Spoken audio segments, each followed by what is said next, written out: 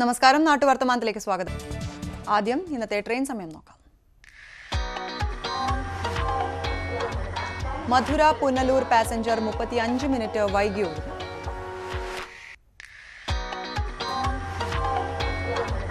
തിരുവനന്തപുരത്തേക്കുള്ള Malabar express 32 minute വൈകി ഓടുന്നു. Ernad express 36 minute വൈകി ഓടുന്നു.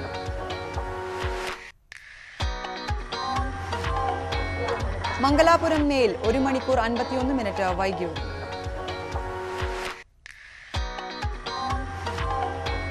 ബാംഗ്ലൂർ കന്യാകുമാരി എക്സ്പ്രസ് 2 മണിക്കൂർ 11 മിനിറ്റ് വൈകി ഓടുന്നു. തിരുവനന്തപുരത്തേക്കുള്ള കേരള എക്സ്പ്രസ് 1 മണിക്കൂർ 11 മിനിറ്റ് വൈകി ഓടുന്നു. ഇനി ഗതാഗത നിയന്ത്രണം നോക്കാം. ചാത്തമംഗലം വേങ്ങേരിമഠം പാലക്കാട് എരിമല റോഡിൽ നെച്ചുളി അങ്ങാടിക്കു സമീപമുള്ള കലുങ്കിന്റെ പുനർനിർമ്മാണ പ്രവൃത്തി നടക്കുന്നതിനാൽ വാഹന ഗതാഗതം പൂർണ്ണമായും നിരോധിച്ചെന്ന് എക്സിക്യൂട്ടീവ് എഞ്ചിനീയർ അറിയിച്ചു.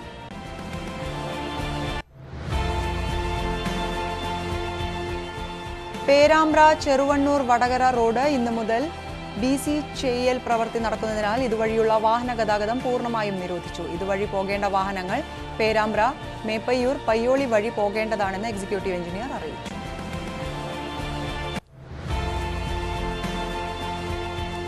പാലാ പൈഗ ജംഗ്ഷനിൽ സ്ലാബ് മാറ്റി പുതിയത് നിർമ്മിക്കുന്നതിനാൽ പൈഗ വിളക്കുമാടം ഭരണങ്ങാനം റോഡിൽ 8 മുതൽ ഗതാഗത നിയന്ത്രണം ഏർപ്പെടുത്തിയതായി KSTP എക്സിക്യൂട്ടീവ് എഞ്ചിനീയർ അറിയിച്ചു.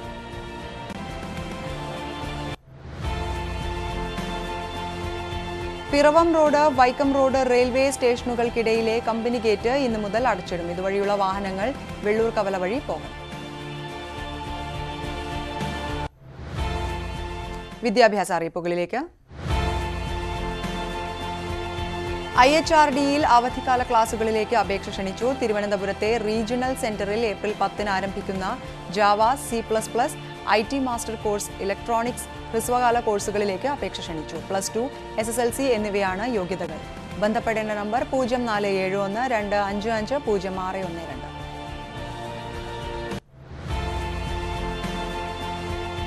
കാഞ്ഞങ്ങാട് മീനാപീസ് കടപ്പുറത്ത് പ്രവർത്തിക്കുന്ന പെൺകുട്ടികൾ മാത്രം താമസിച്ചു പഠിക്കുന്ന GRFTHS ഫോർ ഗേൾസ് സ്കൂളിലെ അടുത്ത അധ്യയന വർഷത്തേക്ക് 8-10 ക്ലാസുകളിലേക്ക് അംഗീകൃത മത്സ്യത്തൊഴിലാളികളുടെ പെൺമക്കളിൽ നിന്നും അപേക്ഷ ക്ഷണിച്ചു. അപേക്ഷാ ഫോറത്തിനായി സ്കൂളുമായി ബന്ധപ്പെടണം.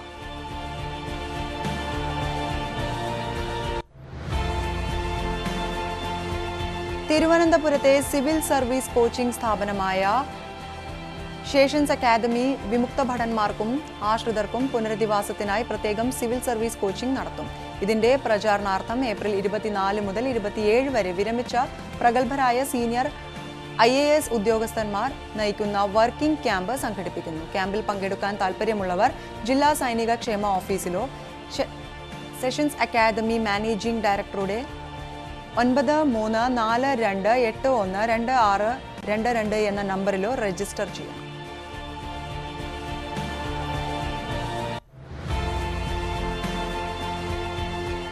കാസർഗോഡ് പെരിയ ജവഹർ നവോദയ വിദ്യാലയത്തിൽ അടുത്ത അധ്യയന വർഷത്തിലെ പ്രവേശന പരീക്ഷ നാളെ ജില്ലയിലെ വിവിധ കേന്ദ്രത്തിൽ നടത്തും. ഇതുവരെയും അഡ്മിറ്റ് കാർഡ് ലഭിക്കാത്തവർ നവോദയ വിദ്യാലയവുമായി ബന്ധപ്പെടുക. ബന്ധപ്പെടേണ്ട നമ്പർ 046722345057.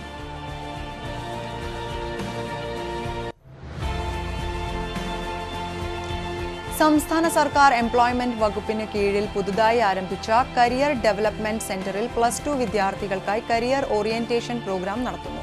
ഭാവി പഠനം സംബന്ധിച്ച് കുട്ടികൾക്കും രക്ഷിതാക്കൾക്കും സഹായകരമായ രീതിയിലാണ് പരിപാടി ആസൂത്രണം ചെയ്തിരിക്കുന്നത്. പരിപാടിയിൽ പങ്കെടുക്കേണ്ട ദിവസവും സമയവും ലഭിക്കുന്നതിന് വേണ്ടി താഴെ കാണുന്ന നമ്പറിൽ ബന്ധപ്പെട്ട് പേര് രജിസ്റ്റർ ചെയ്യാം. കുട്ടികളോടൊപ്പം രക്ഷിതാക്കൾക്കും ഓറിയന്റേഷൻ പ്രോഗ്രാമിൽ പങ്കെടുക്കാം.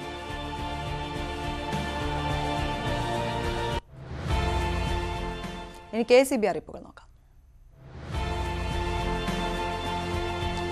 ഇടുക്കി, നെടുങ്കണ്ടം, പാമ്പാടുംപാറ, വട്ടപ്പാറ, ചെമ്പളം, കവുന്തി, അതിയാർപുരം എന്നിവിടങ്ങളിൽ ഇന്ന് 8 മുതൽ 6 വരെ വൈദ്യുതി മുടങ്ങും.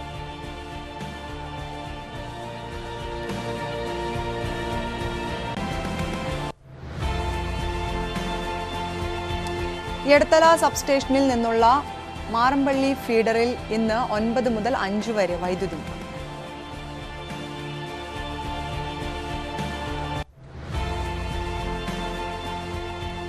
പാലക്കാട് പുതുക്കോട് സബ്സ്റ്റേഷൻ പരിധിയിൽ ഇന്ന് രാവിലെ 9 മുതൽ വൈകിട്ട് 6 വരെ വൈദ്യുതി.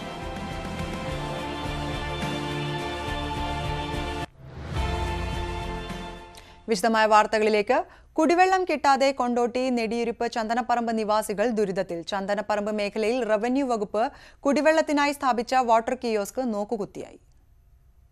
മലപ്പുറം കൊണ്ടോട്ടി നഗരസഭയിൽ കുടിവെള്ളക്ഷാമം രൂക്ഷമായ പ്രദേശങ്ങളിലൊന്നാണ് 30-ാം വാർഡിലെ ചന്ദനപ്പറമ്പ്.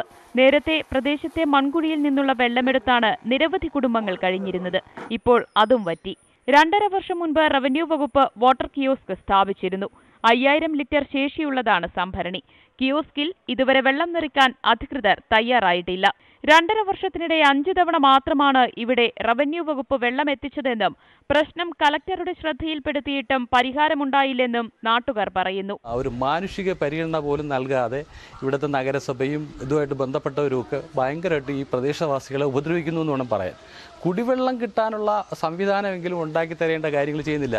സർക്കാർ ഫണ്ടുണ്ട്, അത് ഉപയോഗിച്ചെങ്കിലും സാധാരണ ഇതിൽ ചെയ്യാവുന്നതേ ഉള്ളൂ.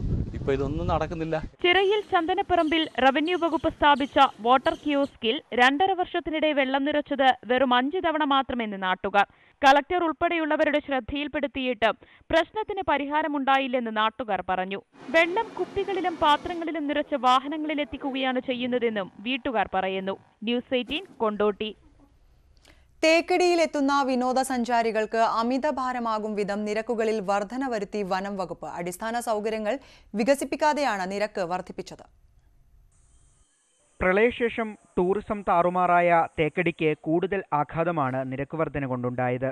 നിരവധി റിസോർട്ടുകളും ഹോട്ടലുകളും ഹോം സ്റ്റേകളും ഇതിനോടകം അടച്ചുപൂട്ടിക്കഴിഞ്ഞു. ശേഷമുള്ളവ അടച്ചുപൂട്ടൽ ഭീഷണി നേരിടുന്ന സമയത്താണ് ടൂറിസം വനം വകുപ്പും KTDCയും ബോട്ടിംഗ് ടിക്കറ്റ് നിരക്കുകൾ ഉൾപ്പെടെ വർദ്ധിപ്പിച്ചത്. ബജറ്റിൽ സേവനങ്ങൾക്ക് 5% വർധനവ് പ്രഖ്യാപിച്ചപ്പോൾ തന്നെ തേക്കടിയിൽ വർധനവ് നടപ്പാക്കിയിരുന്നു. എന്നാൽ ആ വർധനവിനെ കൂടാതെയാണ് ഇപ്പോൾ ഉത്തരവിറക്കിയിരിക്കുന്നത്. ഇതിന് പിന്നാലെ KTDC ടിക്കറ്റ് നിരക്കുകൾ വർദ്ധിപ്പിച്ചു. ഗവൺമെന്റ് തലത്തിൽ നിന്നും പ്രവേശന ഫീസുകൾ, ബോട്ടിന്റെ ചാർജ്, എൻട്രൻസ് ഫീകളെല്ലാം വർദ്ധിപ്പിക്കുന്ന ഒരു നടപടി അങ്ങേയറ്റം പ്രതിഷേധാർഹമാണ്. തേക്കടി ടൂറിസം കോർഡിനേഷൻ കമ്മിറ്റി അതിന്റെ പ്രതിഷേധം അറിയിക്കുകയാണ്. ഇനി പ്രാദേശിക വിനോദസഞ്ചാരികൾക്കും ഇരട്ടി തുക മുടക്കേണ്ടി വരും. നിലവിലുള്ള ചെലവിന്റെ 10 മടങ്ങ് വിദേശ വിനോദസഞ്ചാരികളിൽ നിന്നും വനംവകുപ്പ് ഈടാക്കും. പ്രളയത്തെ തുടർന്ന് താറുമാറായ ടൂറിസം മേഖലയെ കരകയറ്റുവാൻ സംസ്ഥാന സർക്കാർ നിരക്കുകൾ അടിയന്തരമായി കുറയ്ക്കണമെന്നാണ് മേഖലയിൽ പ്രവർത്തിക്കുന്നവരുടെ ആവശ്യം. ടൂറിസം മേഖലയ്ക്ക് കൈത്താങ്ങ് എന്ന നിലയിൽ പാക്കേജുകൾ പ്രഖ്യാപിക്കണമെന്നും ആവശ്യമുയരുന്നുണ്ട്. ന്യൂസ് 18 തേക്കടി. കൊട്ടാരക്കര മലപ്പത്തൂരിൽ ആദിവാസികളുടെ കുടിൽ കെട്ടി സമരം. 35ഓളം കുടിലുകൾ കെട്ടിയാണ് കർഷകരും ആദിവാസികളും സമരം ചെയ്യുന്നത്.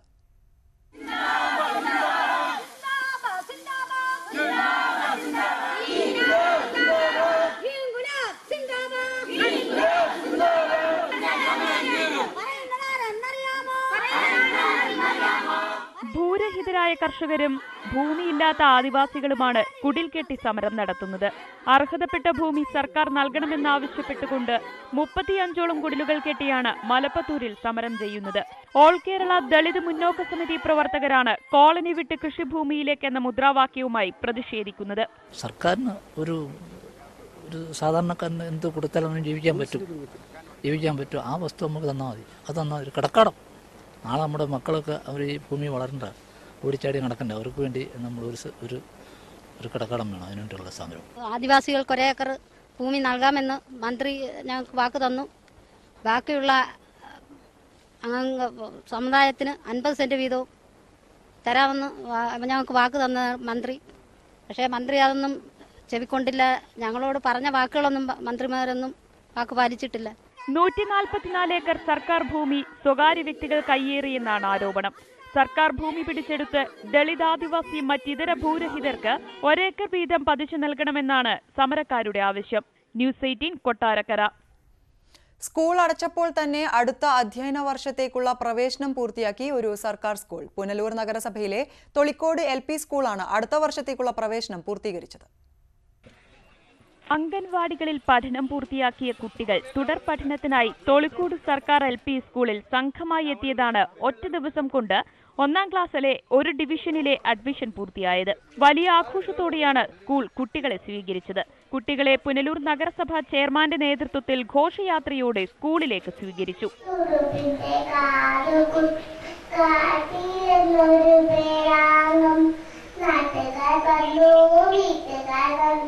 തോളിക്കോട് വാർഡിലും സമീപ വാർഡുകളിലും നിന്നുമായി 30-ൽ പരം കുട്ടികളാണ് സ്കൂളിൽ അഡ്മിഷൻ എടുത്തത്. സ്കൂൾ അടച്ചപ്പോൾ തന്നെ അടുത്ത അധ്യയന വർഷത്തേക്കുള്ള പ്രവേശനം തേടി കുട്ടികൾ സ്കൂളിലെത്തുന്നത് പഠന മികവിന്റെ ഉദാഹരണമെന്നാണ് വിലയിരുത്തൽ. നവീനമായി ശാക്തീകരിക്കപ്പെട്ടു.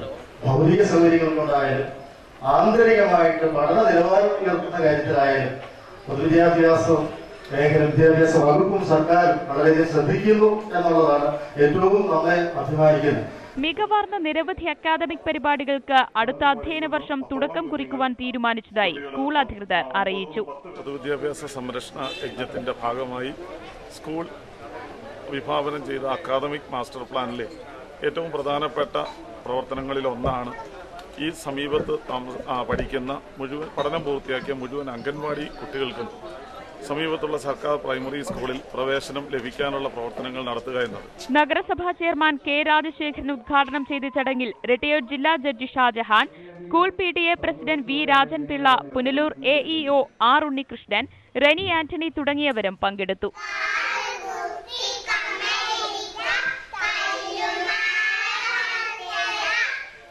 ന്യൂസ് 18 പുനലൂർ. കൊടും ചൂടിൽ തെന്മലയിൽ റെയിൽവേ പാളം വളഞ്ഞു. പാളത്തിന്റെ അലൈൻമെന്റ് ശരിയാക്കാൻ റെയിൽവേ നടപടി തുടങ്ങി. ഈ ഭാഗത്തൂടെയുള്ള ട്രെയിനുകളുടെ വേഗത കുറച്ചു. സംസ്ഥാനത്ത് ഏറ്റവും ചൂട് കൂടിയ പ്രദേശമാണ് പുനലൂർ. ആര്യങ്കാവ് ചുരം കടന്നെത്തുന്ന കാറ്റും കാലാവസ്ഥാ വ്യതിയാനവും ചൂടിന് ആക്കം കൂട്ടുന്നു. കൊടും ചൂടേറ്റാണ് തെന്മലയിൽ റെയിൽവേ പാളം വളഞ്ഞത്. 13 കണ്ണറ പാലത്തിനു മുകളിലെ റെയിൽവേ പാളത്തിലാണ് വളവ് കണ്ടെത്തിയത്. തെങ്കാശി കൊല്ലം പാസഞ്ചർ ട്രെയിൻ കടന്നു പോകുന്നതിനു മുന്നോടിയായി റെയിൽവേ ട്രാക്ക് ചെക്കർമാരാണ് അപാകത കണ്ടെത്തിയത്. തുടർന്ന് ട്രെയിൻ 5 കിലോമീറ്റർ സ്പീഡിലാണ് കടത്തിവിട്ടത്. പ്രശ്നം പരിഹരിക്കാൻ റെയിൽവേ നടപടി തുടങ്ങി. വേനൽ കഠിനമാകുന്ന വർഷങ്ങളിൽ ഇത്തരം പ്രശ്നങ്ങൾ ഉണ്ടാകാറുണ്ടെന്നും ആശങ്കപ്പെടേണ്ടതില്ലെന്നും റെയിൽവേ അറിയിച്ചു. കഴിഞ്ഞ ദിവസം തെന്മലയിൽ 40.5 ഡിഗ്രിയായിരുന്നു ചൂട്. ന്യൂസ് 18 തെന്മല. ചൂടിലുരുകി കേരളം.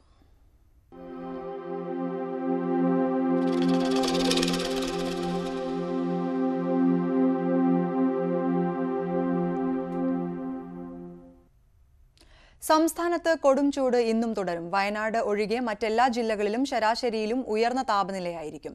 2 മുതൽ 3 ഡിഗ്രി സെൽഷ്യസ് വരെ താപനില ഉയരുമെന്നാണ് മുന്നറിയിപ്പ്. നാളെയും ചൂട് കൂടുതൽ അനുഭവപ്പെടും. തെക്കൻ കേരളത്തിൽ ചില സ്ഥലങ്ങളിൽ വേനൽ മഴ പെയ്യും. ദുരന്ത നിവാരണ അതോറിറ്റിയുടെ സൂര്യാതപ മുന്നറിയിപ്പുകൾ ഇന്നും തുടരും. തൊഴിലിടങ്ങളിലെ പരിശോധന കർശനമാക്കാൻ ലേബർ കമ്മീഷണർ നിർദ്ദേശം നൽകി. പകൽ 12 മണി മുതൽ ഉച്ചയ്ക്ക് ശേഷം 3 മണിവരെ തുറന്ന സ്ഥലങ്ങളിൽ ജോലി ചെയ്യുന്നവർക്ക് വിശ്രമവേള നൽകണമെന്നാണ് ആവർത്തിച്ചുള്ള നിർദ്ദേശം. കനത്ത വെയിലിൽ തൊഴിലെടുത്ത ഇതര സംസ്ഥാന തൊഴിലാളി സൂര്യാഘാതമേറ്റ് മരിച്ചു. ബീഹാർ പാട്ന സ്വദേശി സുജിത് ബിന്ദാണ് മരിച്ചത്. കോഴിക്കോട് പെരുവയിൽ ക്വാറി ജോലി ചെയ്യുന്നതിനിടെ കുഴഞ്ഞു വീണ് സുജിത് മെഡിക്കൽ കോളേജിലാണ് മരിച്ചത്. ക്വാറിയിൽ ജോലി ചെയ്യുന്നതിനിടെ വ്യാഴാഴ്ച ഉച്ചയ്ക്ക് 12 മണിയോടെയാണ് സുജിത് സിംഗ് കുഴഞ്ഞു വീണത്. ഉടൻ സുഹൃത്തുക്കൾ കോഴിക്കോട് മെഡിക്കൽ കോളേജ് ആശുപത്രിയിൽ എത്തിച്ചു. ആശുപത്രിയിൽ പ്രവേശിപ്പിക്കുമ്പോൾ സുജിത്തിന്റെ ശരീരോഷ്മാവ് 106 ഡിഗ്രിയായിരുന്നു. വെന്റിലേറ്ററിൽ ചികിത്സ നൽകിയെങ്കിലും ജീവൻ രക്ഷിക്കാനായില്ല. സൂര്യാതപമേറ്റ് ആന്തരികാവയവങ്ങൾക്ക് ക്ഷതമേറ്റിരുന്നുവെന്ന് ഡോക്ടർമാർ അറിയിച്ചു. ശരീരത്തിൽ പൊള്ളലേറ്റ പാടുകളുമുണ്ട്.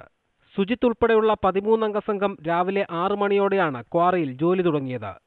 ജോലിക്കിടെ സുജിത്ത് തളർന്നു വീഴുകയായിരുന്നുവെന്ന് സഹപ്രവർത്തകർ അറിയിച്ചു.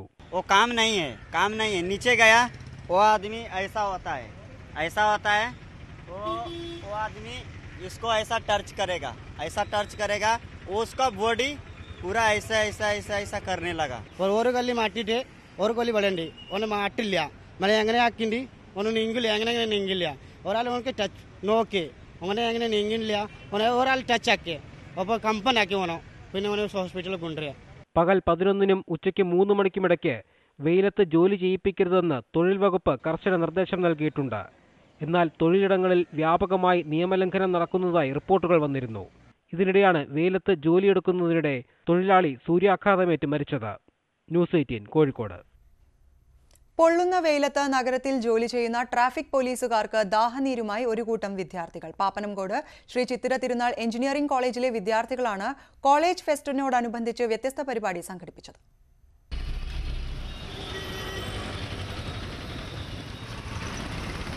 ട്രാഫിക് പരിശോധനയ്ക്കിടെ വാഹനം കൈകാണിച്ച് നിർത്തിയ പോലീസുകാരന് രേഖകൾക്ക് പകരം കിട്ടിയത് ഫ്രൂട്ട് സലാഡും കേക്കും ജ്യൂസും. അമ്പരന്ന് നിന്ന പോലീസുകാരോട് വിദ്യാർത്ഥികൾ കാര്യം വിശദീകരിച്ചു. നമ്മുടെ തീം എന്ന് വെച്ച് കഴിഞ്ഞാൽ ഹീറോസ് ഓറിയന്റഡ് ആണ്. അപ്പം നമ്മൾ ആലോചിച്ചു ഏറ്റവും അൺഅപ്രീഷിയേറ്റഡ് ആയിട്ടും അൺസങ് ആയിട്ടും ആൾക്കാർ റെക്കഗ്നൈസ് ചെയ്ത് പോകാത്ത ഓരോ ഹീറോസിനെയും നമ്മൾ ആദരിക്കണം എന്നാണ് നമ്മുടെ പ്ലാൻ. അപ്പം നമുക്ക് ആദ്യം കത്തിയ ഐഡിയ നമ്മുടെ ട്രാഫിക് പോലീസുകാരെ സഹായിക്കാം എന്നാണ്. അങ്ങനെ ഇപ്പം 4 days ആയിട്ട് നമ്മൾ 4 റൂട്ട്സ് കവർ ചെയ്തു. നമ്മൾ ഫുഡ് പാക്കറ്റ്സ് കൊടുക്കുന്നുണ്ട്. ചിത്തിര തിരുനാൾ എഞ്ചിനീയറിംഗ് കോളേജിലെ വിദ്യാർത്ഥികളാണ് കൾട്ട് എ വേ എന്ന ഫെസ്റ്റിവലിനോടനുബന്ധിച്ച് ചൂടകറ്റാനുള്ള പരിപാടി നടപ്പിലാക്കിയത്. ഞായറാഴ്ച വരെ കനകക്കുന്നിലാണ് ഫെസ്റ്റ്. എല്ലാ തരത്തിലുള്ള കൾച്ചറൽ ഇവൻറ്റ്സും നമ്മൾ ഓർഗനൈസ് ചെയ്യുന്നുണ്ട്. അപ്പം അതിൻ്റെ ഞങ്ങളുടെ ഇപ്രാവശ്യത്തെ തീം എന്ന് പറയുന്നത് അൺസങ് ഹീറോസ് ആണ്. അപ്പം നമ്മുടെ സമൂഹത്തിലുള്ള ആദരിക്കപ്പെടാതെ പോകുന്ന എല്ലാ തരത്തിലുള്ള ഹീറോസിനെയും. കഴിഞ്ഞ 4 ദിവസമായി തുടരുന്ന കുട്ടികളുടെ പരിപാടി പോലീസുകാർക്ക് അനുഗ്രഹമായിരിക്കുകയാണ്. ഈ പരിപാടി വളരെ പ്രയോജനപ്രദമായ ഒരു കാര്യമാണ്. ന്യൂസ് 18 തിരുവനന്തപുരം.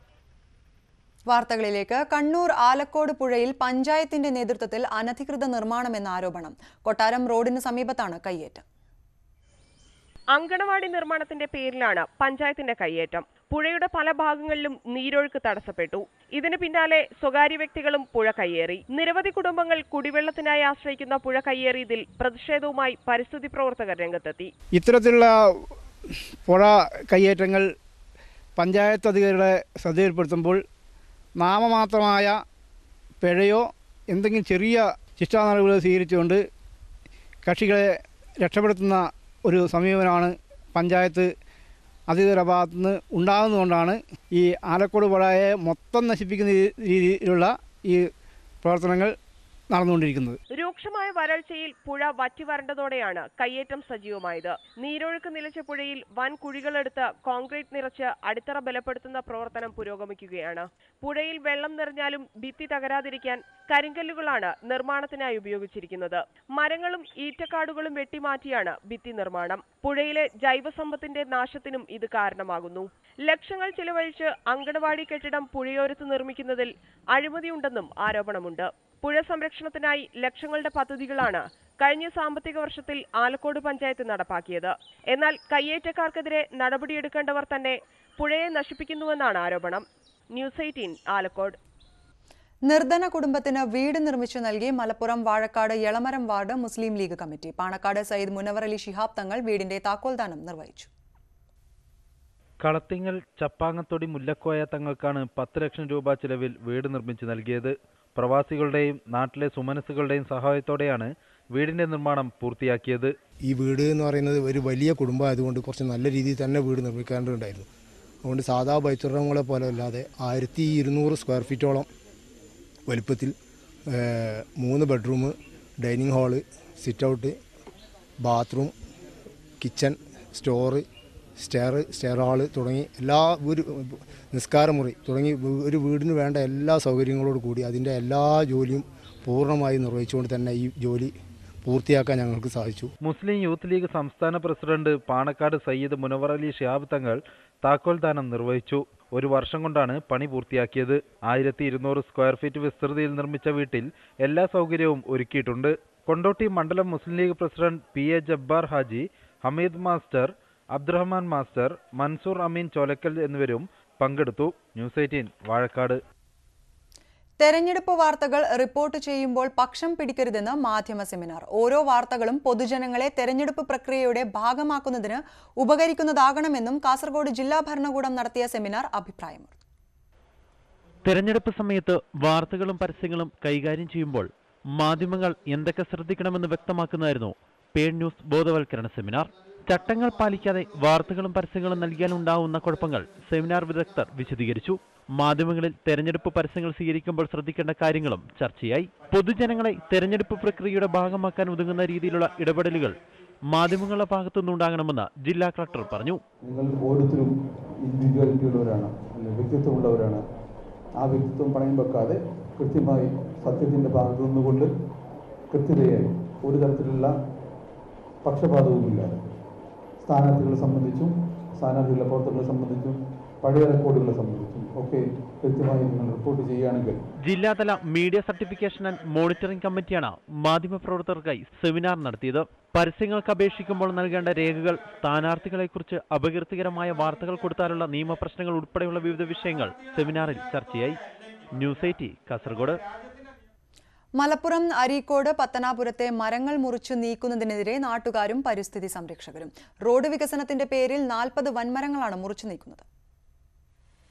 റോഡ് വികസനത്തിന്റെ പേരിൽ തണൽ നൽകുന്ന വലുതും ചെറുതുമായ മരങ്ങളെല്ലാം മുറിച്ചു നീക്കുന്നതിനെതിരെ നാട്ടുകാരും പരിസ്ഥിതി പ്രവർത്തകരും രംഗത്ത്. 40 മരങ്ങൾ മുറിച്ചു നീക്കാനാണ് നമ്പർ ഇട്ടത്. ഇത് വലിയ ബുദ്ധിമുട്ടുകൾ ഉണ്ടാക്കുമെന്നാണ് നാട്ടുകാരുടെ അഭിപ്രായം.